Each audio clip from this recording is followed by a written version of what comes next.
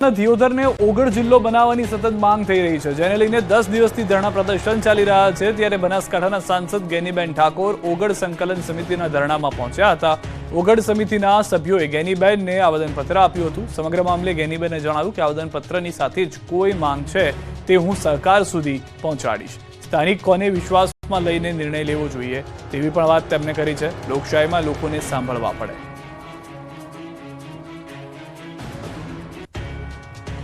પાયલ ગુઠી વિવાદમાં ભાજપ સાંસદ પરસોત્તમ રૂપાલાની એન્ટ્રી પોલીસની ઉતાવળ ગણાવી। અમરેલીના લીટરકાંડ મુદ્દે પાટીદાર દીકરી પાયલ ગોટીને લઈને રાજકારણ ગરમાયું છે। કોંગ્રેસે પાટીદાર દીકરીની અસ્મિતાનો મુદ્દો બનાવી ભાજપને ઘેરવાનો પ્રયાસ કર્યો, ત્યારે આ મુદ્દે હવે અમરેલીના નેતા અને સાંસદ પરસોત્તમ રૂપાલાએ એન્ટ્રી મારી। રાજકોટમાં આંતરરાષ્ટ્રીય પતંગ મહોત્સવમાં હાજરી આપવા આવેલા રાજકોટના સાંસદ પરસોત્તમ રૂપાલા પાયલ ગોટી વિવાદ મુદ્દે બોલ્યા હતા। રૂપાલાએ કહ્યું કે પોલીસ દ્વારા ઉતાવળ કરવામાં આવી છે। હાલ એસપી દ્વારા તપાસ ચાલી રહી છે અને મને વિશ્વાસ છે કે કોઈ પણ જવાબદાર હશે તેની સામે પગલાં લેવાશે। સાથે જ કોંગ્રેસને આડેહાથ લીધી અને પ્રહાર કરતા કહ્યું કે કોંગ્રેસ આ ઘટનાને અલગ દિશામાં લઈ જઈ રહી છે। હાલમાં નનામી લેટર વાયરલ કરવાનો રોગ ફેલાયેલો છે। અમરેલીમાં જૂથવાદ અંગે જણાવતા તેમણે કહ્યું હતું કે મારું કોઈ જૂથ નથી। પાયલ ગુઠી મુદ્દે રૂપાલાના નિવેદનનો મામલો સુરતથી જાણવા મળી રહ્યા છે સમાચાર। તે પ્રમાણે કોંગ્રેસ નેતા પ્રતાપ દુધાતે પરસોત્તમ રૂપાલાના નિવેદનને આવકાર્યું। રૂપાલાજીને વિનંતી કરું છું કે આ વાત સરકારના ધ્યાને લાવે, જે અધિકારીઓ સામેલ હોય તેને સામે લાવવામાં આવે। વરાછા ખાતે વિરોધ કરવામાં આવશે। આ વાત ગુજરાતના દરેક જિલ્લામાં લઈ જવાના છીએ। એના નિવેદનનો આવકારું છું કે પોલીસની ક્ષતિ રહી છે, પોલીસની ઉતાવળ થઈ છે, તો હું આપના મારફત એટલું જ કહેવા માંગુ છું કે અમારી માંગ એક જ પ્રકારની છે નારી સ્વાભિમાન મંચની કે આ પીડિત દીકરી રાતનું સરઘસ કાઢવું, ઘરેથી લઈ જવી, સાથે સાથે એને ખોટી કલમોમાં ફિટ કરવી। ફરી વખત ગુજરાતની રોડ પર પિચકારી મારતા લોકોને સીધા દોર કરવા, મહિલાઓને હાથમાં ધોકો લેવા હર્ષ સંઘવીએ આપી સલાહ। મજૂરા વિધાનસભા બેઠકના ધારાસભ્ય અને રાજ્ય ગૃહમંત્રી હર્ષ સંઘવીએ પોતાના વિધાનસભા વિસ્તારની અંદર આજે દક્ષિણ ગુજરાત ઉમિયા મહિલા મંડળના કાર્યક્રમમાં હાજરી આપી।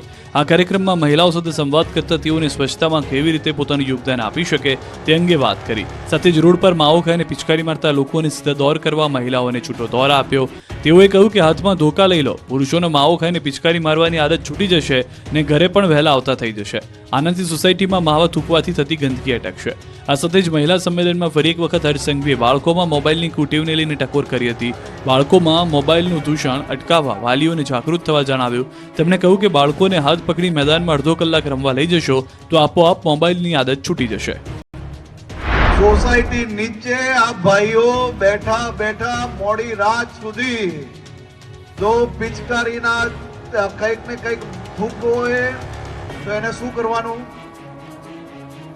બધાએ ભેગા થઈને એક ધોકો લઈને નીકળશો તો આમાંના એક બી વ્યક્તિ સોસાયટીની નીચે માવો થૂકવાની હિંમત કરશે? તમારી બિલ્ડિંગના નીચે રમતના મેદાનમાં જો અડધો કલાક લઈ જશો ને તો એની મોબાઈલમાંથી આદત જરૂરથી ધીરે ધીરે છૂટી જશે। ગીર સોમનાથ જિલ્લામાં રાજપૂત સમાજનું મહાસંમેલન યોજાયું।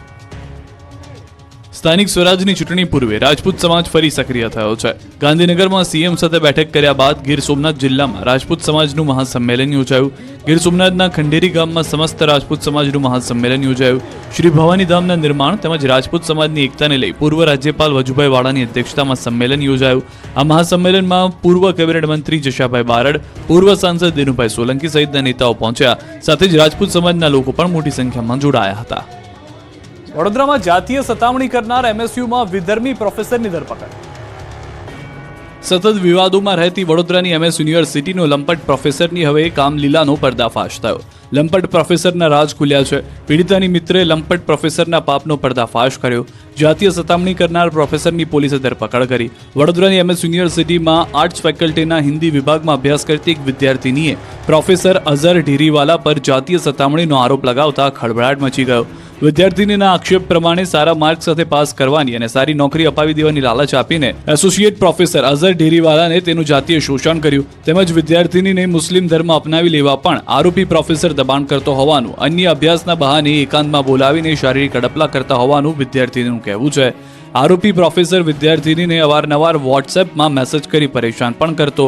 વિદ્યાર્થીનીએ રૂમમાં જવાની ના પાડતા કરિયર ખતમ કરી નાખવાની ચીમકી આપી હતી. વિદ્યાર્થીનીએ યુનિવર્સિટીના વિમેન્સ ગ્રીવિયન્સ એન્ડ કાઉન્સેલિંગ સેલમાં ફરિયાદ કરતા સેલે પ્રોફેસરની કેબિન સીલ કરીને તપાસ હાથ ધરી. ઉપરાંત વિદ્યાર્થીની આરોપી પ્રોફેસર સામે પોલીસ મથકે ફરિયાદ કરતા પોલીસે લંપટ પ્રોફેસરની ધરપકડ કરી. પોલીસે પકડ્યા બાદ હવસકર પ્રોફેસરે પોતાના પરના આક્ષેપો ફગાવ્યા અને પોતે નિર્દોષ હોવાનો રાગ આલાપ્યો. जो भी आरोप मेरे ऊपर लगाए जा रहे हैं वो बिल्कुल झूठे हैं और वक्त आने पर वो सारे के सारे आरोप बिल्कुल खारिज होंगे और मैं अपने को बेकसूर साबित करके रहूँगा. વડોદરાના શિનોરમાં ડીએપી ખાતરની ગુણમાંથી કાંકરા નીકળ્યા. વડોદરા જિલ્લાના શિનોરમાં સીગવા ચોકડી પાસે આવેલી તપન ફર્ટિલાઇઝરમાંથી ખેડૂતે પોતાના પાકમાં નાખવા માટે ખરીદ કરેલી ડીએપી ખાતરની ગુણમાંથી કાંકરા નીકળતા ચકચાર મચી ગઈ છે, જેને લઈને ખેડૂતોમાં ભારે રોષ ફેલાઈ ગયો. તપન ફર્ટિલાઇઝરમાંથી એક ખેડૂતે ડીએપી ખાતરની ગુણી લીધી. ખેડૂતને પોતાના ખેતરમાં કરેલા મકાઈના પાકમાં ડીએપી ખાતર નાખવાનું હતું, જેથી ખેડૂતે ખેતરમાં પહોંચી ડીએપી ખાતરની ગુણ ખોલતાની સાથે જ તેમાંથી કાંકરા નીકળ્યા. એક ગુણમાંથી 5 કિલો જેટલા કાંકરા નીકળ્યા. આ ઘટના બનતા દામનગરના ગામના ખેડૂતોએ એકત્ર થઈ તપન ફર્ટિલાઇઝરમાં રજૂઆત કરી. સાથે જ આ અંગે શિનોર મામલતદાર, ગ્રાહક સુરક્ષા કેન્દ્ર, કૃષિ વિભાગમાં, એગ્રીકલ્ચર વિભાગમાં ટેલિફોનિક રજૂઆત કરી. યોગ્ય પગલાં લેવાશે તેવી આશા ખેડૂતો દ્વારા વ્યક્ત કરાવવામાં આવી છે. ખેડૂતો તો કહી રહ્યા છે કે મકાઈમાં નાખવા માટે ખાતર લઈ ગયા અને બોરી ખોલી તો કાંકરા નીકળ્યા. તો બીજી તરફ દુકાનદાર કહી રહ્યા છે કે આ બોરીઓ કંપનીમાંથી આવે છે. કાંકરા ક્યાંથી આવ્યા તેનો મારી પાસે કોઈ જવાબ નથી. હવે સવાલ એ થઈ રહ્યો છે કે કેટલાક વિસ્તારમાં ખાતર માટે પડાપડી થતી હોય છે, તો અહીં ખાતરમાં કાંકરા નીકળે છે. ખેડૂતો સાથે અન્યાય કેમ થઈ રહ્યો છે? કચ્છના નલિયામાં સૂર્યકિરણ એરોબેટિક્સ ટીમ આકાશ ગજા